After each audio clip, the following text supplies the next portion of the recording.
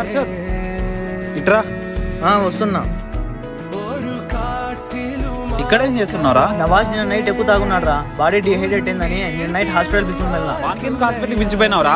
ఎక్కడన్నా కాలువలో పడేసింటే అక్కడే చచ్చేవాడు. నేను నీకు ఒక మాట అడుగుతా, చెప్తావా? నీ కారు నేను కాలువలో పడేస్తావా? మెంటలా నీకేమన్నా? నా కార్ని కాలువలో ఎందుకు పడేస్తారా? ఇంకా నువ్వు నీ వెండి గడాన్ని కాలువలో విసిరేయి.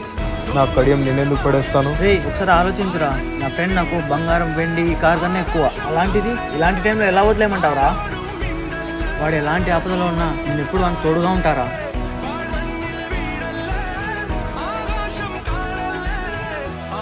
మనం కష్టాల్లో ఉన్నప్పుడు మనకు ఆదుకునేవాడే నిజమైన స్నేహితుడు.